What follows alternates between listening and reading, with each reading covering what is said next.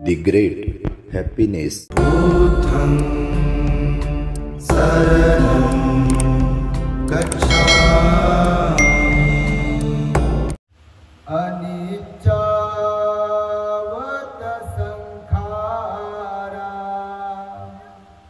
उपादवय धम्मिनो उपादित्वा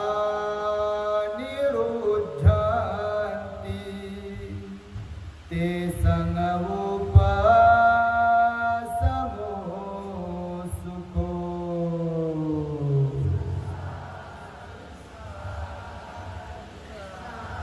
संपूर्ण विश्वाला ज्यांनी सुख शांती मानवता तथा दुःख मुक्तीचा आर्य संदेश दिला, असे ते दुःख मुक्तीचे मार्गदाता दुःख मुक्त महामानव महान कारुणिक तथागत भगवान सम्यक संबुद्ध तथागतांनी आपल्या शुद्ध प्रज्ञेतून निर्मिलेला सद्धम्म आणि त्याच सद्धम्माचा गेली 2500 वर्षांपासून सातत्याने अहोरात्र प्रचार आणि प्रसार करणारा पूजनीय भिक्खू संघ या महान आणि सर्वश्रेष्ठ अशा त्रिरत्नांना प्रथमतः त्रिवार अभिवादन करतो, ज्यांच्या महान आणि असीम त्याग प्रभावामुळे आपल्याला जो हा अनमोल असा बुद्ध धम्म लाभला आणि ज्यांच्यामुळे आपल्याला हे एवढे मोठे वैभव प्राप्त झाले, असे महान युग प्रवर्तक भारतीय राज्यघटनेचे शिल्पकार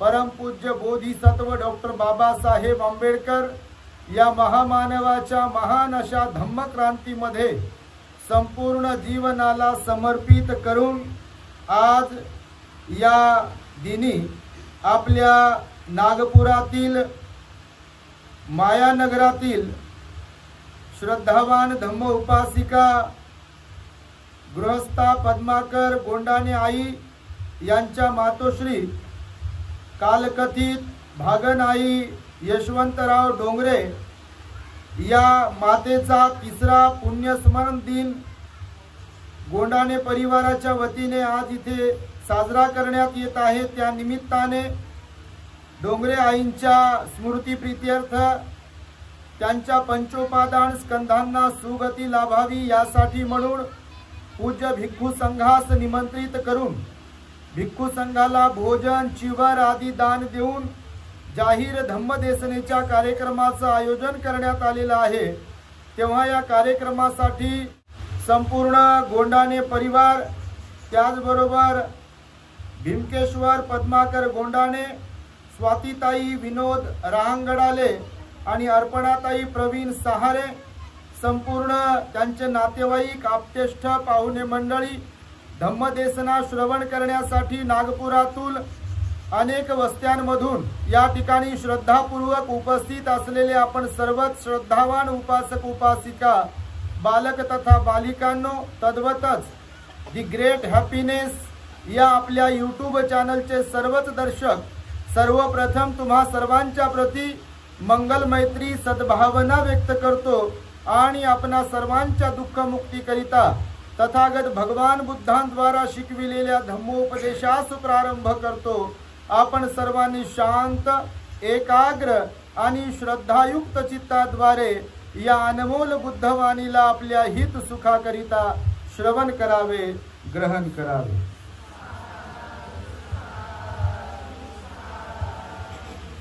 बघा, भगवान बुद्ध म्हणाले, आपलं हे जे जीवन आहे, ही 3.5 हाताची काया जी आपल्याला आपल्या पुण्यकर्माने कुशल कर्माने लाभली आहे, खरं तर ही मटक्या समान आहे, मडक्या समान आहे असं भगवंताचं वचन आहे। ज्याप्रमाणे एखाद्या कुंभाराकडे मडकी तयार केल्या जातात, तेव्हा ती काही छोटी, काही मध्यम आकाराची तर काही मोठी मोठी असतात। चिखलापासून जेव्हा ती मटकी तयार करण्यात येतात, तेव्हा बनवतानाच काही फुटतात, काही बनवून झाल्यानंतर सुकायला जेव्हा ठेवली जातात तेव्हाही काही फुटतात। सुकल्यानंतर त्या कशामध्ये म्हणतात टाकतात त्याला भाजण्यासाठी, भट्टी, भट्टीमध्ये जेव्हा त्याला ठेवतात, ते ठेवतानाही काही फुटतात। जेव्हा भाजल्या जाते पूर्ण त्याला त्या अंगारावरती, तर भाजता भाजताच काही फुटतात, काही भाजून झाल्यानंतर काढताना फुटतात, तर काही काढून झाल्यानंतर दुकानात नेताना फुटतात, आणि काही जेव्हा लोक विकत घेतात आपल्या घरी घेऊन जातात तर त्यांना रस्त्यात जातानाही फुटू शकतात, आणि काही त्या म्हणजे ज्याने घेतलाय त्याने घरी नेल्यावर त्यात पाणी ओतल्यावर तेव्हाही त्याला चीर पडू शकते आणि फुटू शकतात. मग ती मटकी छोटी असो, मध्य आकाराची असो की मोठ्या आकाराची असो, पण मटके तयार करताना पासून ते एखाद्या घरी गेल्यानंतर त्यात पाणी टाकेपर्यंत त्याची गॅरंटी नाही आहे, त्याचा भरोसा नाही आहे, त्याचा विश्वास नाही आहे. अगदी भगवान म्हणाले हे शरीर सेम सारखं तसंच आहे. म्हणून कधी कुणाला आईच्या उदरात असतानाच मृत्यू होतो. एखाद्या महिन्याचं म्हणजे बाळ असेल, मासाचा गोळा असतो खरं तर ते 1 महिना 2 महिने 3 महिने जरी गर्भामध्ये असेल तर काहीतरी कारण काहीतरी निमित्त मात्र तयार होते, आणि त्या गर्भातच 1 महिन्याचं 2 3 4 5 6 7 8 9 महिने 9 दिवस झाले आहेत तरी सुद्धा काहीतरी निमित्त मात्र ठरते, एखादा आजार दिवस कमी आहे काय वगैरे वगैरे, आणि तिथे आईच्या उदरातही मृत्यू येऊ शकतो. नुकतंच जन्मलेलं बाळही मृत्युमुखी पडू शकते. अगदी एका रात्रीतून, एका दिवसातून, एका आठवड्यातून, 15 महिन्यातूनही बाळ मरू शकते. 6 महिन्याचंही बाळ मरू शकते. 1 वर्षाचं 2 3 4 5 6 7 8 100 पर्यंत जरी मोजत गेलो तर मृत्यू हा कधीही येऊ शकतो. मृत्यू आपलं सौंदर्य कुरूपपणा पाहत नाही, मृत्यू आपली गरिबी श्रीमंती पाहत नाही, मृत्यू आपलं ज्ञान आणि अज्ञानपणा पाहत नाही, मृत्यू आपलं वय पाहत नाही, मृत्यू आपली जात पाहत नाही, मृत्यू आपण चांगले आहोत की वाईट हेही पाहत नाही. परंतु मृत्यू कुणाला कुठे कधी कसा येईल ह्याची जरी शाश्वती नसली तरी मृत्यू हा अटळ आहे. तो कुणाला कुठे येईल, कसा येईल, कधी येईल हे जरी सांगता येत नाही, पण मृत्यू येणार मात्र ते निश्चित आहे. जीवन अनिश्चित आहे आपलं, पण मृत्यू निश्चित आहे. आणि त्यामुळे भगवंत म्हणाले की या मरण्याला समजून घेतलं पाहिजे. मरण्याला समजून घेण्यासाठी जीवनाला समजून घेतलं पाहिजे, म्हणजे आयुष्याला समजून घेतलं पाहिजे. कारण जीवन हे क्षणभंगूर आहे. आपला शरीर, आपलं जीवन हे मर्त्य आहे, हे नश्वर आहे, हे नष्ट होणार आहे, परिवर्तनशील आहे, एक सारखं तिथे काही राहत नाही. आम्ही नेहमी सांगतो जन्मगावावरून प्रत्येक जण आपण निघालो कुठे, मरण गावला. तुम्हाला तर पाठच झालं बापा. आणि यामध्ये कुणाचा कधी स्टॉप लागेल, कुठे कुणाचा स्टॉप येईल ते सांगता येते काय? बिलकुल सांगता येत नाही. कुणाचा कुठेही स्टॉप येऊ शकतो आणि लोक मग तिथे उतरतात. आपलंही गणित तसंच आहे. होऊ शकते आपला लवकर स्टॉप लागेल, नाही तर आपल्या अगोदर कोणाचा तरी लागेल आणि आपला नंतर लागेल. आपण नाही म्हटलं काय, नाही पाहिजे नाही पाहिजे नाही पाहिजे म्हटलं काय, नाही म्हटलं काय. झोपेतही मृत्यू येते, चहा पिताना चहा घेताना ठसका लागते मृत्यू येते, जेवण करताना ठसका लागते मृत्यू येते, चालताना अटॅक येऊ शकते किंवा काहीतरी घटना घडू शकते तिथे मृत्यू येऊ शकते. अगदी म्हणजे घर आणि हॉस्पिटल मधलं जे अंतर आहे मध्येच अँब्युलन्स मध्ये असेल किंवा आपल्या खासगी गाडीमध्ये असेल मृत्यू तिथेही येऊ शकते. बोलता बोलता मृत्यू येऊ शकते. आपल्या नागपुरातच बघा काही वर्षांपूर्वी तुम्हाला आठवत असेल तर बौद्ध धम्मातील आपल्या आंबेडकरी विचारांचे विठ्ठल उमप नावाचे एक मोठे गायक होऊन गेले बघा. अनेक सुप्रसिद्ध त्यांची गाणी आहेत, अनेक गाणी आहेत, सुप्रसिद्ध हिट त्यांची गाणी आहेत त्या काळातली.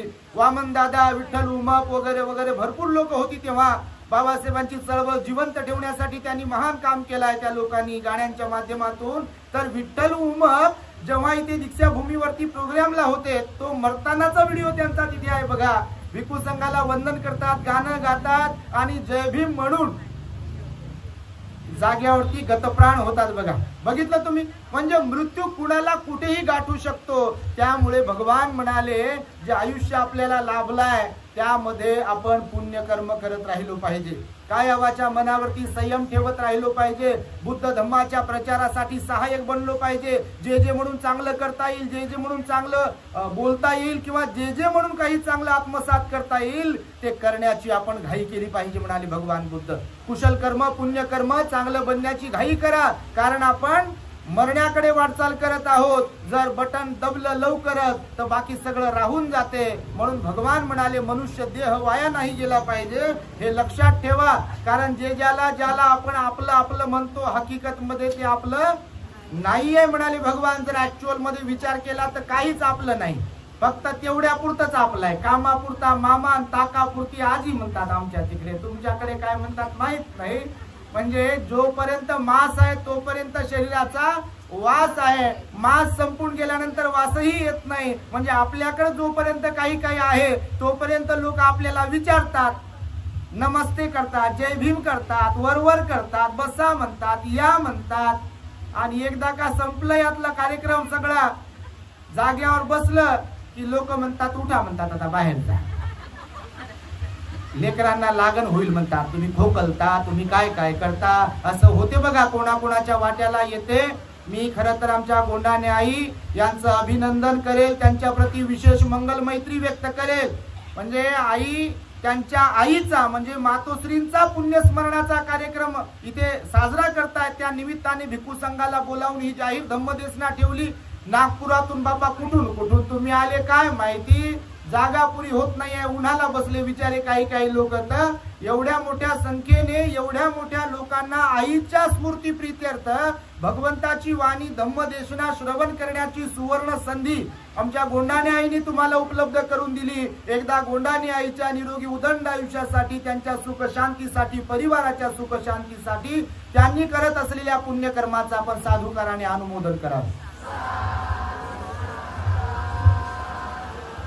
बघा, जीवन हे आता बसल्या बसल्या विचार करत होतो मी काय बोलू बापा. आणि बसल्या बसल्या विचार आला मनामध्ये की जीवन हे खरं तर आपलं जे आयुष्य आहे, आपलं जीवन कंडक्टर सारखं आहे बघा. मी काही जास्त उपदेश करणार नाहीये, पण ऐका तुम्ही लक्षपूर्वक. आपलं जीवन कंडक्टर सारखं आहे. कंडक्टर माहिती आहे तुम्हाला, एसटीत बसलेच असाल तुम्ही कधी ना कधी. आता जरी बाबासाहेबांमुळे गाड्या आल्या, पण कधी ना कधी तर एसटीत बसलेच असाल ना. कुठे ना कुठे जाण्यासाठी अगोदर एसट्याच होत्या, त्यातल्या त्यात लाल डब्बा होता. आता विकसित होत आहे आपला देश आणि त्यामुळे नवीन नवीन चांगल्या चांगल्या ऍडव्हान्स वाल्या बसेस आल्या, ऑटोमॅटिक गाड्या आल्या आता. आणि समृद्धी हायवे बनलाय तुमच्या इकडे येण्यासाठी. तर आम्ही कधी कधी सकाळी निघतो 5-6 वाजता, 10 वाजता नागपुरातच होतो, 11ला भोजन सुरू होते, 12-1-2 पर्यंत कार्यक्रम प्रवचन होते आणि 3 वाजता निघालो की पुन्हा सायंकाळी औरंगाबादला पोहोचतो. तुमच्या माहितीसाठी सांगतो, म्हणजे कधी कधी ड्युटी सुरू आहे. कारण तुमचे इकडचे लोक बापा, नागपूरचे लोक फार श्रद्धावान आहे, धार्मिक आहे आणि त्यामुळे अनेक वेळा लोक बोलावतात. बिचारे खूप श्रद्धावान धार्मिक लोक आहेत आणि त्यामुळे मी तुम्हाला थोडक्यात उपदेश देईल. आपलं जीवन आहे कंडक्टर सारखं, हे मी तुम्हाला सिद्ध करून देईल. नाही तर तुम्ही म्हणाल कसं काय बा, तर खरंच आहे की नाही बघा तुम्ही. आपलं जीवन कंडक्टर सारखं. त्याचं पहिलं कारण असं आहे, कंडक्टर जेव्हा बसमध्ये असतो तेव्हा कधी कधी बस खचाखच भरलेली असते बघा.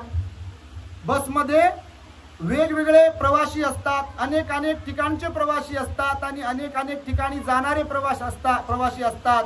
बस खचाखच भरलेली असते. कंडक्टर प्रत्येकाचं तिकीट काढतो. बस जरी भरलेली असेल सर्व प्रवाशांनी, पण कंडक्टरचं प्रत्यक्षात त्यातलं कोणीच नसते. कंडक्टरचं असते काय, प्रवासी सर्व आहेत पण कंडक्टरचं कोण आहे, कोणीच नसते बघा. सोबत आहेत सगळेजण आणि म्हणून म्हटलंय दररोज वेगवेगळे प्रवासी सोबत आहेत, पण प्रत्यक्षात कोणीही आपलं नाही. म्हणजे कोणाचं, त्या कंडक्टरचं. जवळ त्याच्याच इशाऱ्यावर सगळे चालतात. तिकीट काढण्यापासून कुठे बसायचंय, कुठे उतरायचंय, घंटी वाजवायची, थांबवायची गाडी.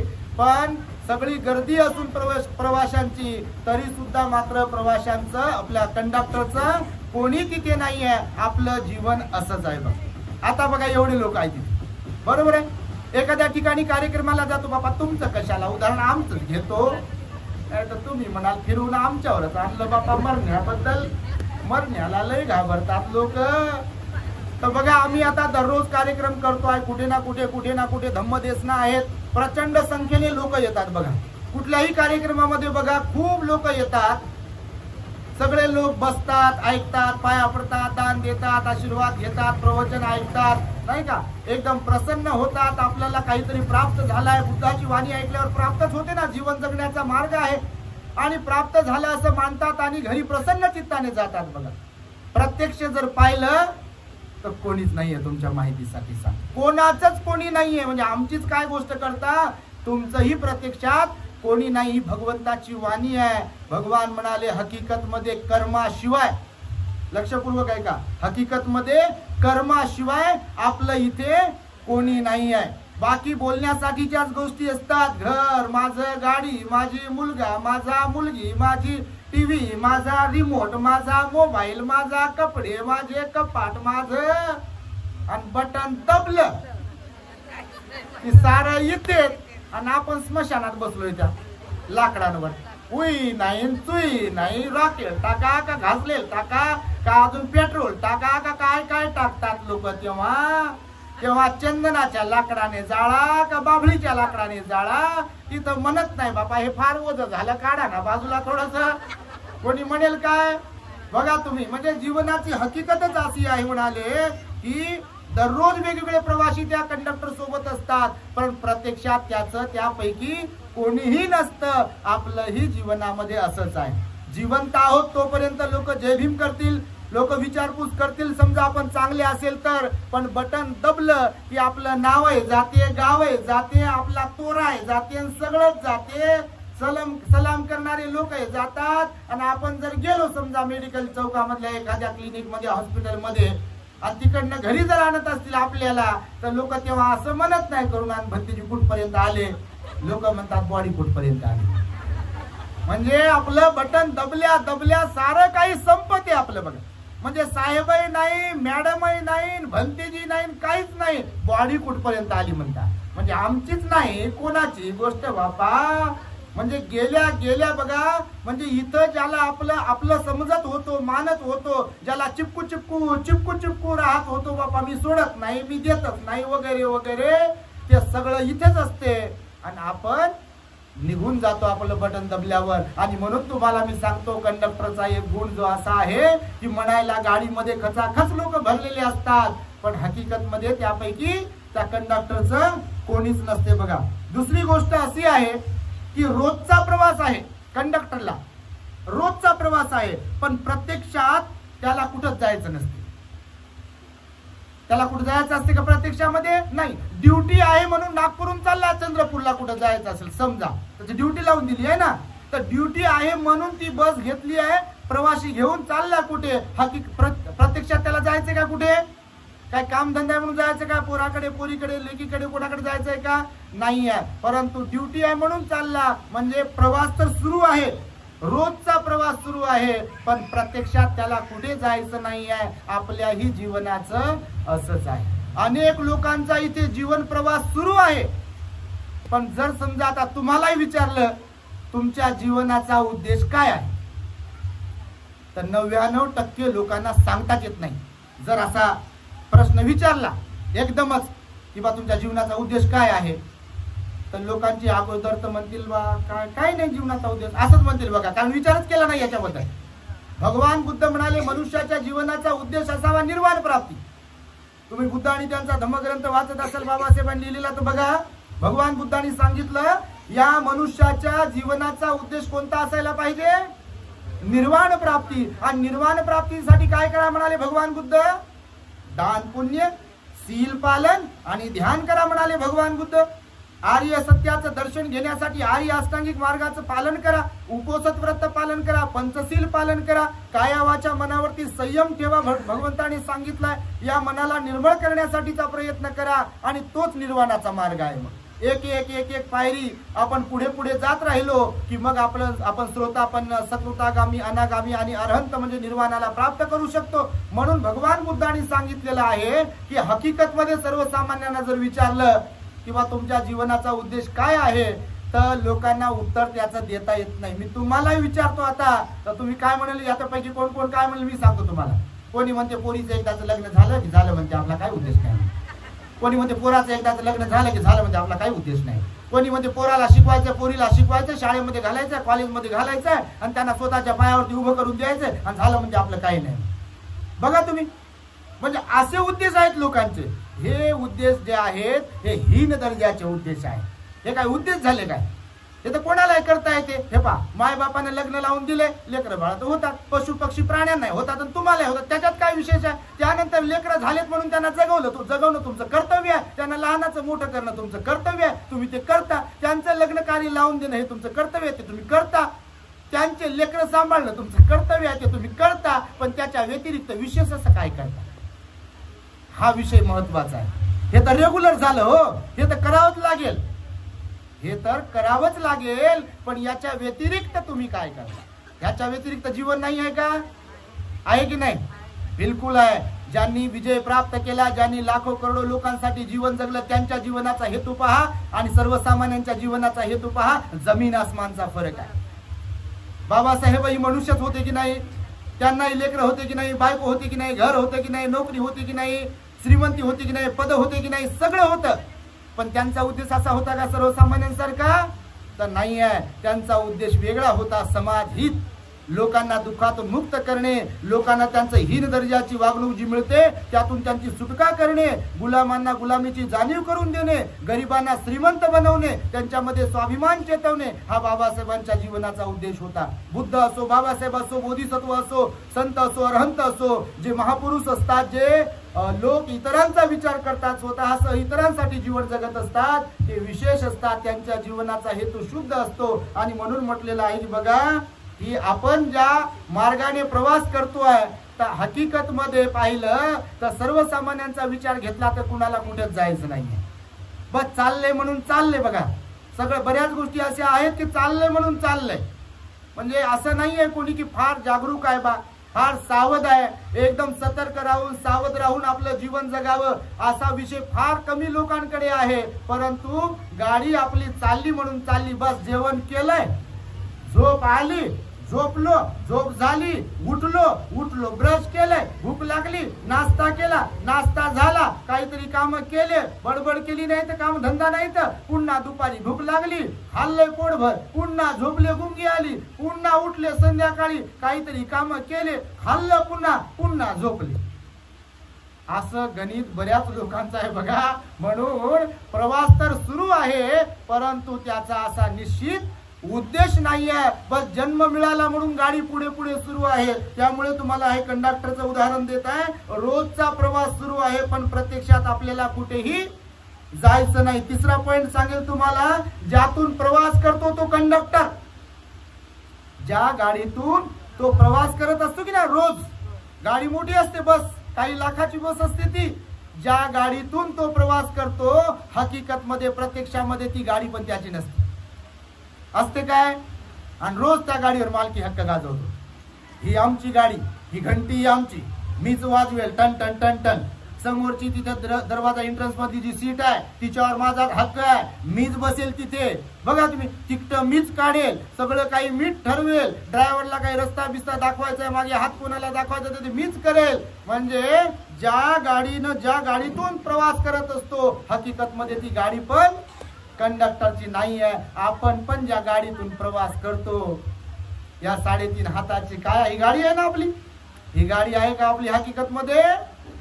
नाहीये हकीकत मध्ये. हे तर तेवढ्या पुरतं बाप्पा, मला पाहत फुलवा, हे तेवढ्या पुरतच आहे. सारं धोका देते आपल्याला. बघा एक वेळ येते हे धोका देते बिलकुल, आपलेच डोळे म्हणायला, पण एक दिवस ते विसतात बघा, असे कमजोर होतात. मला दिसत नाही म्हणते, दूरचा चष्मा लागला म्हणते मला कोणी, आणि कोणी म्हणते जवळचा लागला म्हणते मला वाचताच येईना म्हणते, कोणी असं धरते तर कोणी असं धरते. बघा कार्यक्रम बिघडला की नाही, म्हणजे डोळे आपले पण त्याचा कार्यक्रम बिघडते नंतर तर काहीच दिसत नाही. बटन दबल्यावर तर बापा डोळे उघडे जरी असतील तर कोणीतरी येते आणि झाकते, संपला म्हणते कार्यक्रम आता. बघा तुम्ही, याच्यावर हक्क जिवंतपणातही नाही आणि मेल्यावर आपला हक्क नाही. बघा जिवंतपणातही कसा नाही तर मी नेहमी सांगतो, हे जे काळं करून घेतले कोण इथं बसलेले आहे बघा, ते काय लावून घेतलंय. आता ते नाही लावलं तर वरती काळं खाली पांढरे उगवते. पहा एका माणूस पाहिला त्या दिवशी आम्ही, त्याचं अर्ध पिवळं झालं आणि अर्ध ते गुलाबी गुलाबी लाल लाल झालं. भंतेजी म्हणे भंतेजी असं कसं काय झालंय? आम्ही लहान होतो तेव्हा कोंबडीचे पिल्ल विकायला यायचे पहा, तुमच्याकडे यायचे की नाही माहित नाही. त्याला कलर लावलेला असायचा, असा गुलाबी लाल पिवळा. आता लहानपणी काही समजायचं नाही, आम्हाला वाटायचं कोंबडीचा रंगच असते की काय.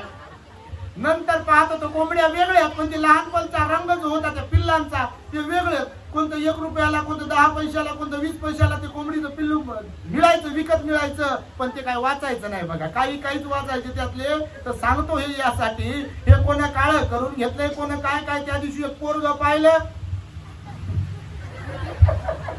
इथं त्यानं पांढरं केलं काहीतरी लावलं बघा. ते कोणती पॉलिस राहते काय राहते म्हणे, हे एवढाच भाग त्यानं असा काय पांढरट पिवळट कोणता भाग झाला होता त्याचा असा. मी भंतीजीला विचारलं बा हे असं कसं काय झालं, हे पण डीएनए मध्ये आहे का? तर भंतीजी म्हटलं डीएनए मध्ये नाही म्हणे, त्यानं काहीतरी लावून घेतले म्हणे एवढेच केस दिसावं म्हणून, ते टीव्ही मधल्या सारखा हिरो सारखा दिसावं बाबा म्हणून. अरे कायचा हिरोन कायची हिरोईन, वय होऊ द्या एकदा, याच्यावर किती लेप लावा. सकाळी सकाळी उठल्यावर ओरिजिनल पाहिलं की वाटतं बाबा आपण नाही की काय. म्हणजे याची हकीकत अशी आहे बघा, तुम्हाला सांगतो. आणि म्हणून तुम्हाला सांगितलं, ज्या गाडीतून कंडक्टर प्रवास करतो ऍक्च्युअल मध्ये हकीकत मध्ये ती गाडी त्याची नसते. आपणही ज्याच्या भरोशावर हे माझं म्हणतो ना, तो कपडा आपला राहतो परमनंट ना, आपले हे ओठ जशाच तसे राहतील, ना श्रवण इंद्रिय, ना जीभ, ना दात, ना हे पोट, ना हातपाय, ना काय. काल एक माणूस पाहिला मी हॉस्पिटल मधला फोटो मध्ये, एकदम धाड धिप्पाड माणूस होता बघा तो. त्याला कॅन्सर झाला, उपासक जवळचा, त्याला कॅन्सर झाला बघा. काही दिवसापासून तो त्या कॅन्सरशी झुंज देत होता आणि तो मग एकदम आता मरण सेवेवर होता. त्याला मंगलमैत्री त्याच्या घरच्यांनी फोन केला, बा भंतेजी म्हणे अशी अशी परिस्थिती आहे, मंगलमैत्री करा. मंगलमैत्री केली मग ध्यानाच्या द्वारे. तर मग मी पाहिलं त्यांना, तर ते धष्टपुष्ट असतानाही पाहिलं मी काही वर्षांपूर्वी, आता 1-2 वर्षाची गोष्ट आहे. धष्टपुष्ट असलेला माणूस तोच मी पाहिला. आणि काल त्या माणसाला मी खाटेवर पाहिलं हॉस्पिटलातल्या, एकदम क्रूश झालेलं पूर्ण शरीर बघा. हे डोळे एकदम अशा त्या खोबळ्याच्या वाट्या असतात, नारळाच्या वाट्या, अशा त्या नारळाच्या वाट्यांसारखे डोळे खोलखोल गेले बघा. दिसत नाही ते डोळे एवढे खोलखोल गेले. हे पूर्ण असं जाबाड गाल आतमध्ये गेले बघा त्याचे पूर्ण. हे हात वगैरे असे एकदम, आणि काळा पूर्ण काळा झालं त्याची बॉडी. तो दिसायला थोडासा चांगला होता, पण पूर्ण बॉडी अशी काळी झाली, एकदम पूर्ण सुकून वाळून गेली बॉडी बघा. मी तेव्हाच विचार केला की भगवंताची वाणी किती सत्य आहे बघा. भगवान म्हणाले ज्या शरीराला पाहू पाहू, आरशात पाहू पाहू, हे फारच सुंदर आहे, असं आहे तसं आहे. एकदा म्हणे एक जण भंतेजी म्हणे आमच्या पोरासारखी पोरासाठी म्हणे पोरगी पाहता का म्हणे तुम्ही फिरता. आणि मला लगे व्हॉट्सअपला फोटो पाठवला आणि बायोडाटा पाठवला. मी म्हटलं मी ते काम करत नाही, मला माझंच काम करण्यासाठी वेळ नाही म्हटलं. लोक परेशान आहे, फोन काऊन उचलत नाही म्हणून, मेसेज काऊन पाहत नाही. मी म्हटलं बा मला याच्यासाठी वेळ मिळेना, ध्यानासाठी वेळ मिळत नाही. हे काम करतो, धम्मप्रचारार्थ फिरतो, तर आरोग्याची काळजी घेण्यासाठी डॉक्टर म्हणे आराम करा, ते आराम करायला वेळ नाही आहे. आणि तुमच्या पोरासाठी पोरगी कधी पाहू? तर म्हणे भंतेजी फोटो तर पाहून घ्या म्हणे, व्हॉट्सअपला पाठवला. तर मी स्क्रोल करताना मी पाहिलं बा ते, तर ते पोराचा फोटो होता की नाही. आता त्या पोराला ओळखत होतो की माय बापाला ओळखतो, आता ओळखीचे लोक. ते पोरग सावळं होतं, त्या फोटो मध्ये त्याला गोरं बनवलं. मी म्हटलं बा मी असं पाहतच राहिलो. मी म्हटलं बा हे कोणाचं पोरग आहे? त्यांना फोन केला, म्हटलं हे कोणाचं पोरग आहे? तर म्हणजे आपलंच आहे म्हणे. मी म्हटलं बा हे गोरं दिसतंय. नाही ते बनवला म्हणे फोटो. म्हणजे ते बायोडाटा बनवताना जरा ते बायोडाटा विशेष प्रकारे बनवतात म्हणे. ते फोटो बिटो सगळं सहित, रंग सावळान गव्हाळण कोणता कसा असेल तरी तर तसं बनवलं.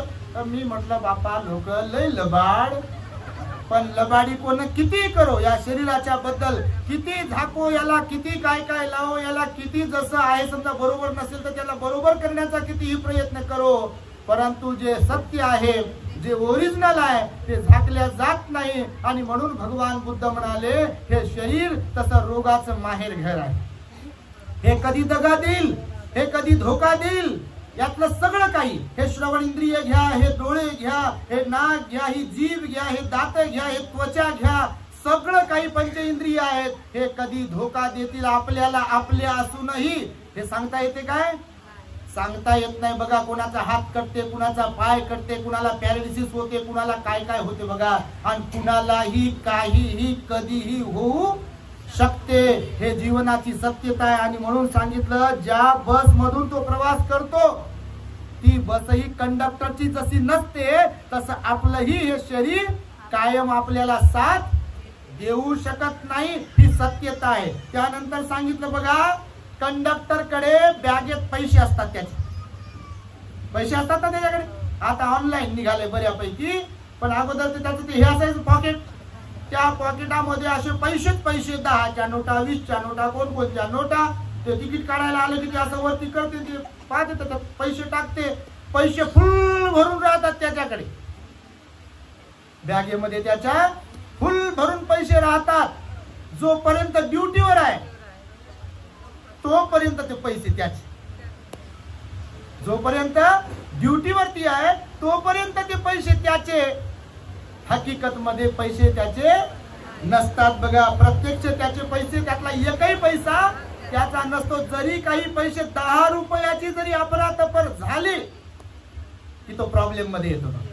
हिशोब घेतला जातो त्याच्याकडे. म्हणजे बघा त्या कंडक्टर कडे असलेले जसे पैसे कितीही जरी असतील तरी पण ते पैसे प्रत्यक्षात त्याचे नसतात. अगदी आपलंही तसंच गणित आहे. जे काही काही लोक तर लय चिपकू पैशाला बापा. 1 रुपया सोडू वाटत नाही, 5 रुपये सोडू वाटत नाही कोणाला. भगवंताच्या काळातही असे लोक होते. हकीकत मध्ये मागे मी एक सांगितलं, श्रावस्तीमध्ये प्रसेनजित राजा एका श्रेष्ठी मरण पावला. त्याला लेकर बाळ नव्हते. तर राजा प्रसेनजित त्याची धन दौलत आता त्या काळातल्या नियमानुसार जप्त करण्यासाठी गेला ना, तर 80,000 करोड रुपयाची संपत्ती सापडली. आणि तो जो सावकार होता त्या सावकाराच्या बद्दल राजा प्रसेनजित भगवंताला म्हणतो, भगवान असे पण लोक असतात का? आणि का असतात? असे असतात म्हणजे स्वतःची धन दौलत असताना देखील त्याचा स्वतः पण उपभोग घेत नाहीत आणि दुसऱ्यांना पण त्याचा उपभोग घेऊ शकत नाही, दान पुण्य करत नाहीत. असं का? तर त्याच्या रथाचं वर्णन केलं. भगवान त्याचा रथ जीर्ण झाला होता पण त्याने बदलला नाही. त्याच्या रथाचा घोडा एकदम सुकडा झाला होता, तो त्याला वैरण घालत नव्हता पण तो त्यानं बदलवला नाही, त्याला खाऊ पिऊ घातलं नाही. त्याच्या रथाची दोरी म्हणाल तर ती एकदम कुजून गेली होती अशी त्याची दोरी होती. त्याच्या रथाची चाके म्हणाल तर एकदम मोडून जातील अशा प्रकारचे चाक होते असं वर्णन केलं. त्याचे कपडे जर म्हणाल तर असे एकदम काय म्हणून त्याला फाटलेले तुटलेले कपडे, त्याचे जीर्ण झालेले कपडे होते. आणि त्याचा आहार म्हणाल तर एखादी फिक्की सपक डाळ आणि थोडीशी पोळी किंवा आंबील वगैरे त्या काळात असायची, असं त्याचं जेवण होतं. भगवान याचं काय कारण आहे? तर याचा एक वेगळा उपदेश आहे, तुम्ही आता सांगत नाही पण तुम्हाला एक उदाहरण म्हणून सांगितलं की असेही लोक असतात. धनाला असं जपून ठेवावं पण त्याचा उपभोग पण घेता आला पाहिजे, दुसऱ्यांनाही वाटता आलं पाहिजे आणि स्वतःही पोट भरून त्याचा उपभोग घेऊ शकलो पाहिजे. कारण बटन दबलं, अंगठी असेल तर काढून घ्या, चेन वगैरे आहे का पाहून घ्या, पॉकेट पर्स कुठं ठेवली काय पहा म्हणतात, ते काढून घ्या म्हणतात, नाही का. कानात हातात नाकात पायात किती काही बनवा आणि ते घालू किती मिरवा, बटन दबलं की सगळं काही अगोदर काढून घेतल्या जाते आणि नंतर म्हणतात झोपवा म्हणतात, आणि नंतर म्हणतात उचला, आता आंघोळ घालायची तर घाला, आणि नंतर पुन्हा म्हणतात आता लवकर करा म्हणतात, घाई करा. कोणी राहिला असेल शिल्लक बाकी यायचं तरी म्हणतात नाही ठेवू नका वास सुटते म्हणतात, उचला बुवा. तिथं नेल्यावर पण म्हणतात चला पेटवा, आणि पेटल्यावरही म्हणतात आता चला निघा. म्हणजे लोकांना घाई झालेली असते आपल्याला सोडून देण्याची, म्हणजे आपलं बटन दबलं की विषय आपला. म्हणून मी तुम्हाला नेहमी प्रत्येक प्रवचनातून सांगतोय बॉडी कुठपर्यंत आली, म्हणजे बॉडी होते आपली, आपलं नाव काय पडते मेल्यावर? बॉडी. बॉडी म्हणतात, नाही तर प्रेत म्हणतात. प्रेत यात्रा चालली, अंतिम यात्रा चालली. खरं तर अंतिम यात्रा नसते, आपण भवचक्रात असतो. जोपर्यंत मुक्त होत नाही तोपर्यंत अंतिम यात्रा कशाची आली? अरहंत झाल्यावरच अंतिम यात्रा आहे ना, शेवटची यात्रा आहे. आणि त्यामुळे ही गोष्ट एक लक्षात ठेवा की ज्याप्रमाणे कंडक्टर कडे दिवसभर पैसे असतात पण प्रत्यक्षात ते पैसे त्यांचे नसतात. आपल्याकडेही असलेल्या धनाचं संपत्तीचं गणित असंच आहे. आपण आहे चाब्या किती लपू लपू ठेवा.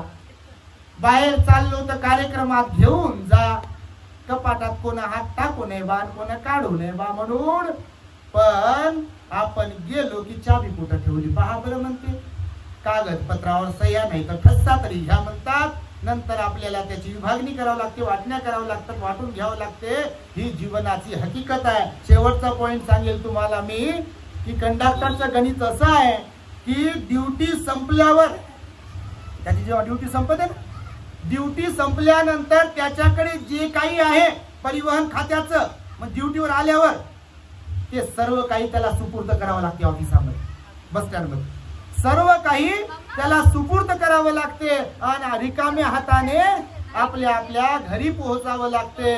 जीवन आपलंही अगदी तसंच आहे. भगवान बुद्धांनी सांगितलेलं आहे की सर्व काही इथेच ठेवून आपल्याला जावं लागणार आहे. ह्या गोष्टीची आपण जाणीव ठेवली पाहिजे. ह्या गोष्टीला आपण मनावर घेतलं पाहिजे. याचा आपण अभ्यास केला पाहिजे. तरच आपल्या जीवनाचा आपल्याला अर्थ कळेल. तरच आपण पुण्यकर्म कुशल कर्म करत राहू. तरच आपण सुखाने राहू. आणि म्हणून तुम्हाला हे व्यवहारिक गोष्ट सांगितली. एक छोटासा दृष्टांत सांगतो आता जाता जाता. एवढ्या मोठ्या संख्येने तुम्ही इथे आले. आईला मी सुरुवातीलाच विचारलं, बापा आम्ही विचारत असतो म्हणजे कोणाला असं वाटायला नको की माईक आला यांच्याकडे तर किती बोलतात का काय. आता प्रत्येक खरं तर जास्त बोलत नाही आता आजकाल तर. पण आईला विचारलं, बा आई किती वाजेपर्यंत संपवायचंय. तर आई म्हणे हे सगळं तुमचंच आहे म्हणे. आता तुम्ही प्रसन्न चित्ताने ऐकत आहे. तर एक छोटासा दृष्टांत सांगतो सर ते शेवटी आणि थांबवतो. तुम्ही दृष्टांत तर ऐकलेलेच असतात पण जरा मोटिवेशनल असतात. तर जीवन काय आहे खरंच हकीकत मध्ये आणि ते कसं जगायला पाहिजे या संदर्भातील एक दृष्टांत आहे. तर एक असाच माणूस होता तुमच्यासारखा. घरी भांडण झालं बायकोचं त्याचं आणि त्याला वैताग आला. वैताग समजते ना बाप्पा, तुम्ही हुशार आहे. तुम्ही वैतागत असाल कधी कधी. बायको सोबत भांडण झालं आणि भांडण झाल्यामुळं बायकोला म्हणे मी निघून जातो म्हणे. बायको म्हणे रागाच्या भरात जा म्हणे, तुमची गरज नाही म्हणे मला. हे गेलं बा. आता राग म्हणजे राग आणि भीक माग असते बघा.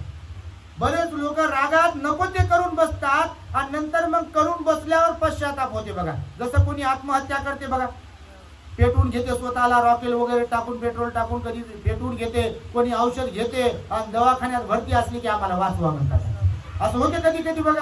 पुन्हा त्यांच्याकडे जर पेट्रोल नेऊन दिलं, घेता का थोडंसं अंगावर टाकून, मी 25ची गाडी आणून देऊ का, असं समजा कोणी राहिलं जिवंत तर तयार होतील का ते. समजा कोणी रागात औषध घेतलंय मरायचं आणि त्यातून वाचले समजा, इकडं तिकडं कुठं कुठं नळ्या टाकतात. तुम्ही पाहिलं का विष घेतलेल्या माणसाला बघितलं हॉस्पिटलमध्ये लय नळ्या टाकतात इकडं तिकडं कुठं कुठं त्यांच्या. आणि ते एकदम पाणी द्या म्हणते मला विष घेतल्यावर. पण पाणी दिलं की मरतेच माणूस विष दिल्यावर. आणि त्यामुळे बघा ते जर वाचलं कधी विष घेतलेलं आणि नंतर काही वर्षाने त्याच्या जवळ आपण गेलो आणि हे थोडंसं माझ्याकडे उरलेलं आहे बा, शेतीवरती फवारायचं औषध आहे, थोडंसं घेता का, तर ते घेईल का ते म्हणजे बिलकुल घेत नाही. म्हणेल मला जगायचंय. म्हणजे अनुभव घेतल्याशिवाय जीवनाचं महत्व पण कळत नाही बघा. हेच लागले की माणूस पुढे पाहून चालते. आणि जर ठेच लागण्याच्या अगोदर कोणी सांगितलं ना पुढे पाहून चाल, तुला काय करायचं म्हणते बघा तुम्ही. म्हणजे अनुभव नसेल, त्याच्यात उतरलो नसेल आपण आणि आपल्याला कोणी शिकवलं तुम्हाला काय लागलं म्हणजे शिकवायला, आणि जर आपल्याला अनुभव आला त्याचा की मग मात्र बरोबर डोळे उघडतात काही काही लोकांचे. तर मग असाच एक व्यक्ती उबगलेला वैतागलेला जंगलामध्ये गेला बा, बायको बरोबर भांडण करून निघून जातो म्हणून. मी तुमच्याकडे कोणी जात नसेल असं तुम्ही जाऊ नका, कोणाला पाठवू नका. लय डेंजर होते मग सगळ्या गोष्टी वाढतच जातात. लोक लय परेशान असतात, आम्हाला सांगतात बाबा करून कहाणी ऐकावंही वाटत नाही. एवढं दुःख असते लोकांकडे. आहेत बिलकुल हकीकत मध्ये. तुमच्यातही कोणी नसेल असं बिलकुल नाही. काही अपवाद जर वगळला तर मग तो माणूस गेला बा. गेला आता जंगलात गेल्यावर आता जंगलात होते प्राणी. जंगलात प्राणी होते तर याच्या मागे लागलाय हत्ती, जंगली हत्ती. याच्या मागे लागला तर जीवाच्या आकांताने जीव वाचवण्यासाठी हा पळाला, धावला पुढे. धावला धावला धावला. याला वाटलं बा आता कुठं धावू. तर याला समोर एक विहीर दिसली. जंगलामध्ये विहीर दिसली तर याला वाटलं बा विहिरीत उडी मारू. आपला जीव वाचेल. का हत्ती काय विहिरीत उतरणार नाही.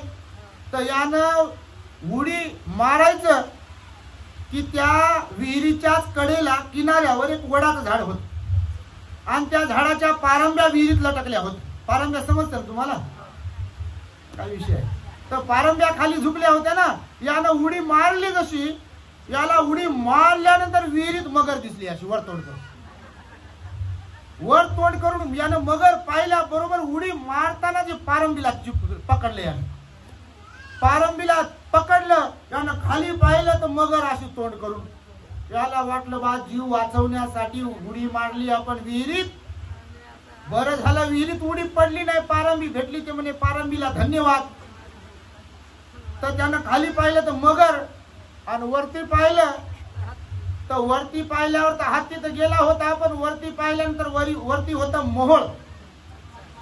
मधमाशीचं मोहोळ समजतं का तुम्हाला? ते डेंजर होतं. आता यानं उडी मारली की नाही तर ती हल्ली ना फांदी. मग फांदी हल्ली पाहिली हल्ली. यानं अगोदर खाली पाहिलं होतं आणि याचा थरकाप सुटला. आता काही खरं नाही बा, आपण जर खाली पडलो तर मरतो बिलकुल. तर हा म्हणे बा वरती जाऊ. तर वरती जाऊ म्हणण्यासाठी यानं तोंड वरती केलं.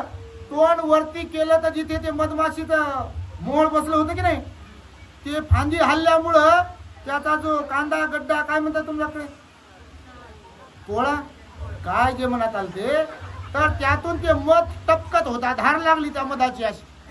तर याचं तोंड असं वाचलेलं होतं वरती. तर ते मध हनी थेंब थेंब थेंब थेंब याच्या तोंडात पडत होत. याच्या तोंडात पडलं की याच्या जिभेला गोड वाटलं. जिभेला गोड वाटलं की भीती गेली गायब होऊन. प्रत्येक माइंड डायव्हर्ट झालं की त्या विषयापासून आपण वेगळे होतो. बघ आता तुमच्या सगळ्यांच्या डोक्यावर मी सांगतो, तुम्ही माता भगिनी आहात सगळे, प्रत्येकाच्या डोक्यावरती टेन्शनचं ओझं आहे. मी सांगतो तुम्हाला. पण आता जे तुम्ही इथे बसलात 1-2 तासांपासून, ते सगळं गाठोड तुम्ही बाजूला ठेवलेलं आहे. बघा प्रसन्न चित्ताने बसलात. बघा बरोबर की नाही?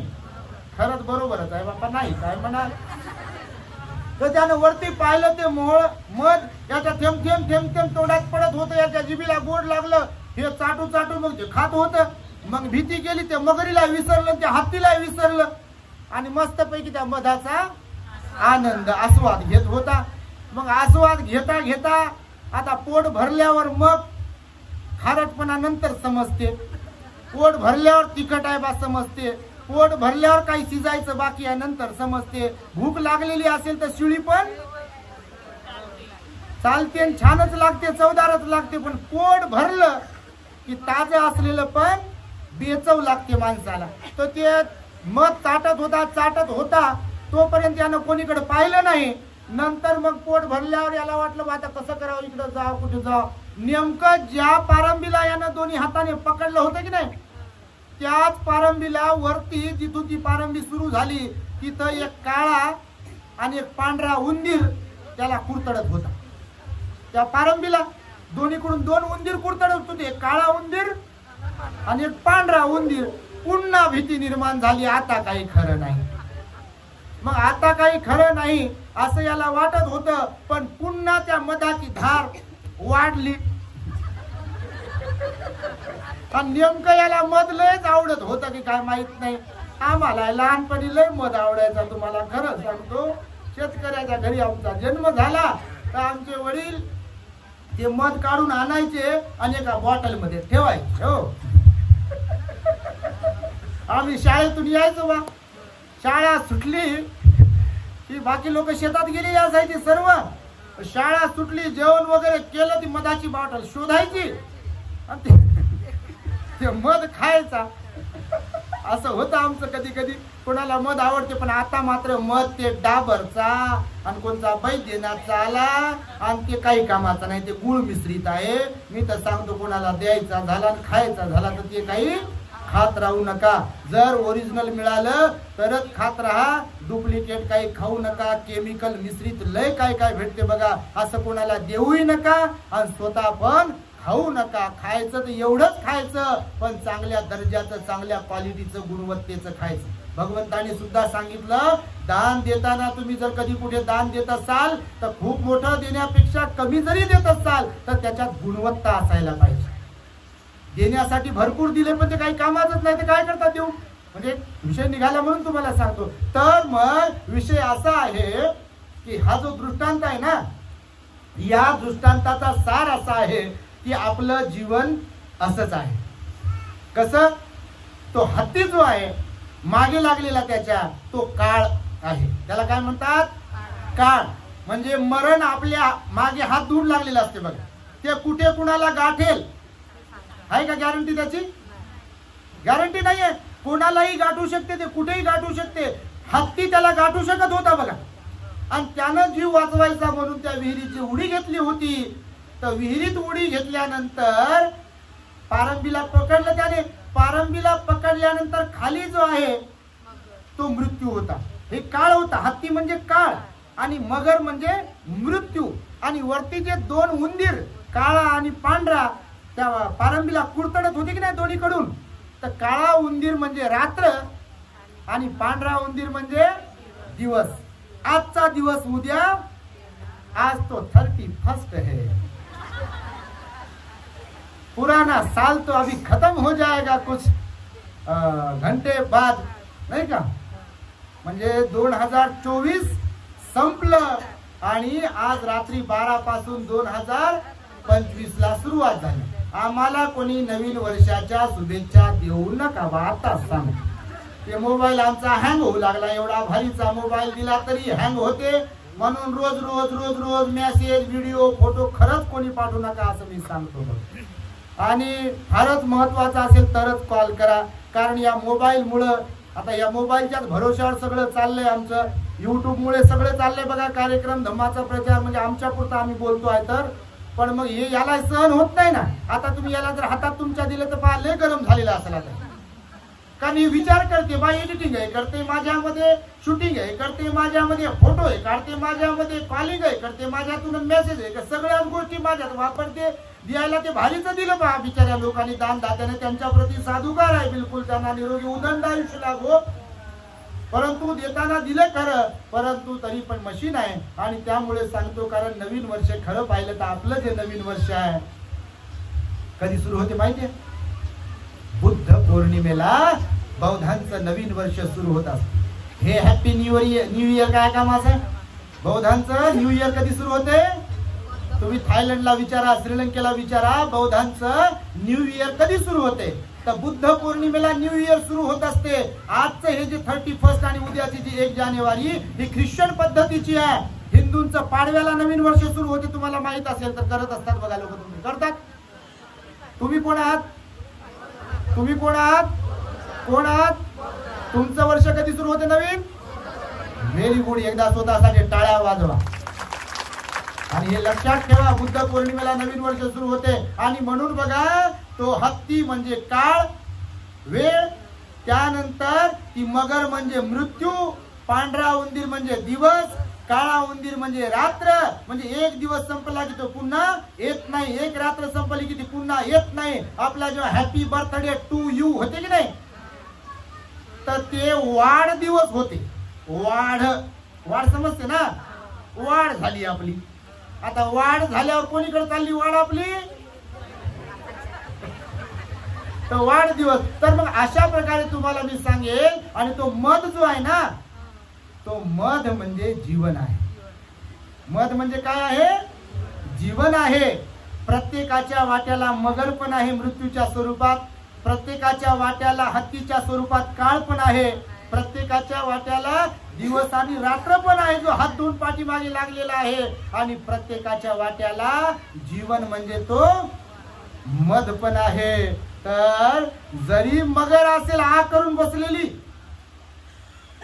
जरी दिवस आणि रात्र असेल उंदराच्या माध्यमातून, आणि जरी हत्ती काळ मागे लागलेला असेल, तरी दुःखाला विसरून जाऊन, संकटाला विसरून जाऊन, धम्माचं आचरण करून आपण जीवनाचा रस म्हणजे जो आनंद आहे तो उपभोगू शकलो पाहिजे आणि आनंद उपभोगण्यासाठी धम्माचं आचरण करू शकलो पाहिजे, शीलाचं पालन करू शकलो पाहिजे, दान पुण्य करू शकलो पाहिजे, ध्यान करू शकलो पाहिजे, तर या जीवनाला अर्थ आहे. आणि म्हणून मी तुम्हाला सुरुवातीला सांगितलं की आपलं जीवन हे कंडक्टर सारखंच आहे, बरोबर. आणि म्हणून डोंगरे आईचं खरं तर हे पुण्य आणि आमच्या गोंडाणे आईचं पुण्य. गृहस्थ आई गोंडाणे बापा युनिक नाव आहे. नागपुरात तर कोणाचंच गृहस्था नाव नसेल. कुठून माय बापाने ठेवलं शोधून काय माहिती, फार सुंदर नाव ठेवलं बघा. खरंच गृहस्थ आई. आणि ते पद्माकर का, पद्माकर गोंडाणे. बऱ्याच दिवसांचे फोन येत होते, आईचे आग्रह होता त्यांचा, भिक्खू संघाला बोलवायचा आहे, चिवरदान करायचा आहे, भोजनदान द्यायचं आहे, आईचा कार्यक्रम आहे, भंतेजी आपल्याला यायचं आहे, धम्मदेसना द्यायची आहे. मी मोठी तयारी करणार आहे. आमच्या ठावरे कॉलनीच्या महिला मंडळाचा पण याच्यामध्ये मोठा सहभाग आहे. एकदा त्यांच्यासाठी साधू काढते सर्वांनी. त्या बिचाऱ्या आमच्या भगिनी कुठे तयारच राहतात बापा. म्हणजे या एरियात कार्यक्रम असेल, त्यांनी मोठा धम्मदेसनेचा कार्यक्रम आमचा घडून आणला त्यांच्या जुने ठावरी कॉलनी, जुने ठावरे कॉलनीमध्ये कार्यक्रम घडून आणला. आणि आईच्या कार्यक्रमाला अजूनही लोक येतच आहे. सारी गल्ली म्हणजे तिथपर्यंत भरला आता.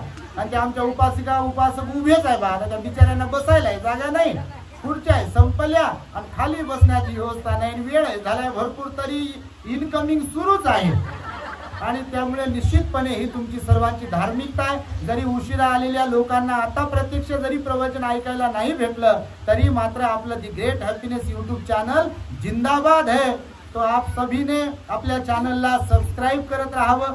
The great happiness channel YouTube वरती सर्च करावं, त्याचं ऑल नोटिफिकेशन ऑन करावं. आपल्या घराघरातल्या सगळ्यांना प्रवचन ऐकवावेत, नातेवाईकांना प्रवचन ऐकवावेत, आपल्या घरातील सर्वच लोकांना प्रवचन ऐकून बाबासाहेबांना अभिप्रेत असलेला आदर्श बौद्ध समाज निर्माण करण्यासाठी आपण हातभार लावावा अशी अपेक्षा व्यक्त करतो. डोंगरे आईच्या स्मृतीप्रीत्यर्थ आज गोंडाणे परिवाराच्या वतीने हे जे काही म्हणून महान पुण्य संपादन केले जात आहे, या पुण्यकर्माच्या प्रभावाने बुद्ध धम्म आणि संघाच्या अनुकंपेने डोंगरे आईच्या पंचउपादान स्कंदांना सुगती प्राप्त होऊन संपूर्ण गोंडाणे परिवार आणि त्यांचे नातेवाईक आप्तेष्ट यांना सुद्धा या पुण्यबलाने सुख शांतीचे जीवन प्राप्त व्हावे अशा प्रकारची मंगल आणि उदात्त कामना व्यक्त करून मी माझ्या शब्दांना इथे पूर्ण विराम देतो आहे. भवतो सब मंगलम रक्षन्तु सब देवता सब बुद्धानुभावेन सदा सुखी भवन्तु ते. भवतु सब मंगलम रक्षन्तु सब देवता सब धम्मानुभावेन सदा सुखी भवन्तु ते. भवतु सब मंगलम रक्षन्तु सब देवता सब संघानुभावेन सदा सुखी भवन्तु ते.